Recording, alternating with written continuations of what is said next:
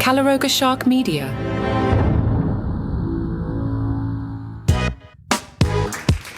Hello, I'm Johnny Mac with your daily comedy news. I saw this several places, but I'll source this story from Joe.com, who recapped, this is a thing, I looked around the internet, this happened. Amy Schumer has suggested that Amy Schumer is the most successful woman comedian of all time. This came part of a back and forth where Amy was coming under fire for some comments she has made around the ongoing Israel and Palestine conflict. Late last week, Amy posted a series of text-based pictures on her Insta to clarify her position on the conflict. Amy clarified she wants every hostage back, saying, quote, "I want safety and freedom for Hamas, for Palestinians and Israelis. I want safety for Jewish people and Muslims as well. Everyone, just like you, I want peace. You will never see me wishing harm on anyone. Saying I'm Islamophobic or that I like genocide is crazy. So here you go by popular demand. Comments on, please keep the below in mind." People started commenting. Schumer commented on the comments. Amy wrote, "When you say I'm rich, please add in self-made. I come from being dirt poor." Senator Chuck Schumer is my dad's second cousin once removed. I didn't meet him until I was 25. More comments. I have never been given any money to support a cause other than tampons. She decided to defend a long-standing claim that she was a joke thief, writing, "I've never stolen a joke. Let's dive in on that." There's a YouTube video by The Tangerine Show that has a 25-minute compilation. I'm just going to play two, and I am scoping these down so we don't spend 5 minutes on this. The first joke from Kevin Nealon, then Amy Schumer. Second joke from John Mulaney, then Amy Schumer. It dawned on me that I don't see it in colors. I don't. In high school, I went out with this Chinese girl for a while once. I didn't even know she was Chinese. I thought, I don't know, maybe really tired, you know? And she's like, "Well, I'm offended because I'm Asian."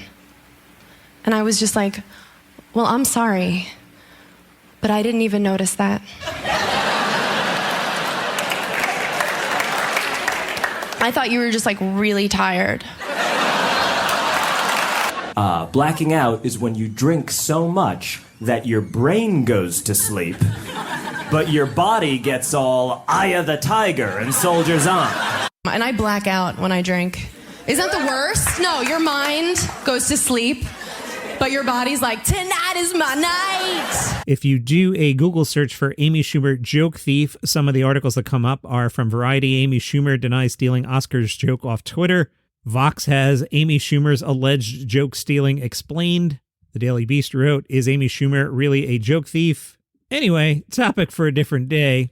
Amy also in the comments wrote, "People calling me a failed comic. I'm the most successful female comedian of all time." We'll come back to that. More comments. "I'm ugly/fat. Okay, sorry you aren't attracted to me. I found someone who is. I hope you find someone too." Next comment. "We're all in a lot of pain. What hurts the most is that we actually love each other. You hate Jews. You don't know why. I still love you." As for Amy, describing herself as the most successful female comedian of all time, I'll let you ponder who it might be. Joan RIvers came to mind to me, but Joan is from a different era, so let's pull it a little more modern. How about Ellen DeGeneres, worth $500 million? How about Julia Louis-Dreyfus? How about Rosie O'Donnell, worth $120 million? How about Melissa McCarthy, reportedly worth $90 million? Amy is reportedly worth $45 million. I'm doing some Google here. How about Lucille Ball? Wasn't she kind of successful? Joan RIvers, Roseanne, Ellen, Carol Burnett, pretty successful, Amy. Betty White, Sarah Silverman, Lisa Lampanelli, Whitney Cummings, Tina Fey, pretty successful. So I don't know. Is she in the conversation? Sure, absolutely. Is she number one? The most successful woman comedian of all time? Not sure the body works there, Amy. Plus, you better watch out for Taylor Tomlinson. Taylor is the new host of After Midnight. That's the CBS reboot of At Midnight. This will air at 12:37 a.m. That's why it's now called After Midnight, not At Midnight. Thank you for Dan Bublitz Jr. for putting this on my radar via the Daily Comedy News podcast group. No date yet for After Midnight with Taylor Tomlinson, but a really good choice for host. I think she'll be great at that. Sarah Silverman hosts The Daily Show this week. Sarah has also been quite outspoken about the war, so we'll see what happens on The Daily Show this week. Chelsea Peretti is bringing her podcast back. The original run of Call Chelsea Peretti ran from 2012 to 2015, with occasional episodes from 2016 to 2020. On that, Chelsea Peretti fielded phone calls from bewildered fans. The new version will drop every Thursday, starting this week, November 9th. The press release tells us they'll be talking to a Tahoe bear attack survivor, a couple that transformed their lawn into a vibrant wildflower garden, and a shocking episode on geese attacks. KC.com asked Nikki Glazer if she was a good girl in college. Nikki Glazer said, yeah, I was so focused on being a comedian. I was so obsessed with stand-up. I just kind of knew that a college education wasn't going to change my life at all. I was just doing it to appease my parents because they were paying for school. So I wasn't really focused on school or the college lifestyle. I was constantly driving to KC to do stand-up. Seth Meyers is touring a new hour. Seth said, my stand-up special Lobby Baby came out at the end of 2019, so this has been an hour I started writing during the pandemic. It probably almost entirely turned over since the first time I did the show, but it's sort of a rolling hour that you're constantly building on. And when things that happen are funny based on being a husband or based on being a dad or based on being a son, those don't really fit into the body of late night. So stand-up's been a wonderful place to sort of hold on to that as well. And it's good to have a bunch of different avenues when you're a comedian because then you never come up with material where they don't have a place for it. Seth, how's it doing a comedy show right now when the news is so heavy? Seth said it's cathartic. That's the short answer, and we want our show to be cathartic for the people who watch it because it's certainly cathartic for us to do it. The news happens whether you do a comedy show or not, and getting to sit in a room full of people that you love and that make you laugh is the best way to get through it. And if I didn't have a show, I'd just be muttering about these things to myself on the street. The spokesman caught up with Adam Corolla, who before he was an entertainer, he was a craftsman. Corolla said, I did all sorts of things in the world. One day, I could be making a dollhouse, and the next day hanging drywall. I realized that if I just hung drywall, I'd make more money, but if I committed to that life, I'd get bored. It's the same with entertainment. I like variety. He talked about his 2009 sitcom pilot called Ace in the Hole, which was an all-in-the-family type show. All right, tap the brakes there, Adam Corolla. He said, we had a good script, a good premise. It was a powerhouse pilot. However, it's the process that got us. With pilots, it's like flowers added to your broth. A bunch of middle-aged women who are not funny at all oversee the entire process, and after making a number of compromises, you end up with a sitcom like According to Jim. It was frustrating. Corolla talked about working with Donald Trump on The Celebrity Apprentice back in 2012. Corolla said, when he became president, it wasn't surreal for me. I got to know Donald Trump a bit and his kids a bit. I clearly remember how my mom was with it. She was a left-wing nut job who embraced every bad idea California ever had. She hated Trump, but really didn't know his policies. I remember saying that I knew the president, and she said, you really don't know the president. And I said, I do. If he sees me, he'll say, hi, Adam, how are you? My mom said, but you don't really know the president. And I said, you mean like what's in his heart? My mother tried to talk me out of whether I knew the president. My mother wasn't a fan of mine, but she hated Trump. Did I mention I ran the marathon yesterday? It's entirely possible I taped this before the marathon, so I'll catch up on that tomorrow.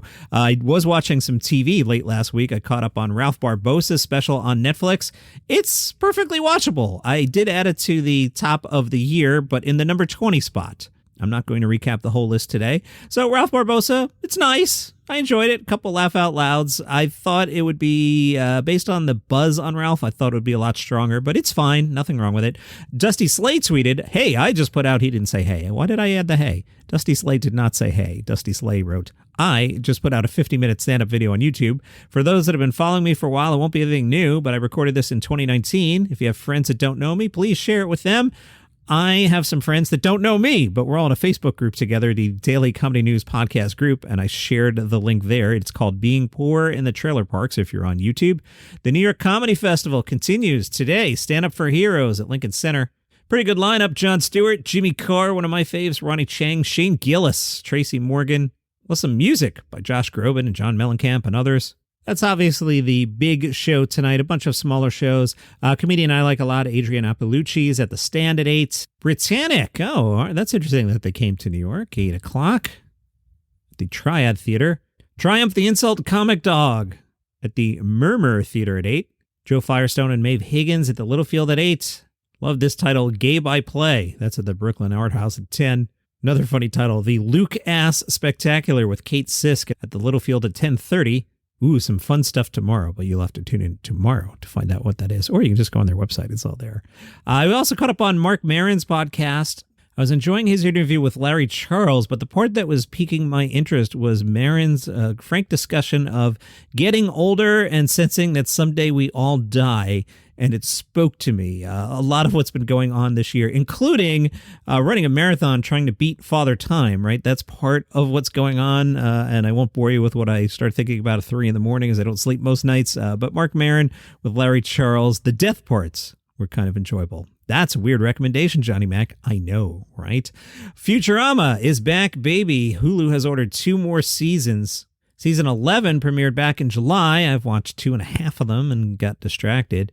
It made Nielsen's top 10 original series for 6 weeks. Season 12 will debut next year, and then seasons 13 and 14 at some point in the future. Are you watching Rick and Morty? It's just off. I keep talking about this. The Rick voice is fine, but the Rick voice doesn't stammer in the way it would stammer. You know, I'm stammering. Like Rick traditionally would go back, and he'd go back, and he'd say something a couple times in a row. He'd say something a couple times in a row, Morty, and he's not doing that now. Mike Birbiglia as the old man in the pool will come to Netflix November 21st. We're going to be busy Thanksgiving weekend. The show is a take on life's big questions like, why are we here? What's next? And exactly how much chlorine do they put in the YMCA pool? Steve O will release a comedy special on November 14th. It's called Bucket List. You'll have to go to his website, steveo.com, to see this one. Steve O tells Deadline, I've poured my heart and soul into the show and can't wait to unleash it on the world. Securing the right distribution partner meant finding a company that understood my audience and would embrace the no-holds-barred nature of what I do. steveo.com. Will the upcoming season of Curb Your Enthusiasm be the final season? The boss over at HBO was asked that, and he said, we generally leave that up to Larry, and I think he's been thinking about what he wants to do. He knows it's been an open invitation, so I think he's going to decide if he wants to do more or whether this is going to be the final season. A premiere date for season 12 has not been announced. And we began with Amy Schumer. Let's end with Amy Schumer. Life and Beth has a season 2 premiere date. Friday, February 16th. Put it on your calendar. All 10 episodes will drop at once. In season 2 of Life and Beth, Beth and John's relationship grows more serious. Returning cast members include Amy Schumer, well that's good, Michael Cera, Susanna Flood, and Violet Young, and recurring guest stars like Yamanika Saunders, Michael Rappaport, and Rosebud Baker. That is your comedy news for today. You can follow this show many places. I use the Pocket Cast app myself because I like getting the back episodes. You know, if you use Apple Podcasts, they might be like, hey, there's a new one, and not tell you about the other ones. Like say on a Monday, maybe you don't listen to podcasts on the weekend. Well, if you were on Pocket Cast, you'd get 3 episodes, but you took out Apple Podcasts and they're like, yeah, here's the Monday episode that John did, and you missed the 2 from the weekend. That makes John sad because his back catalog numbers are down. It's not nice, Apple Podcasts. So, Pocket Cast, Overcast, Spotify, wherever you get your shows, you pick. See you tomorrow.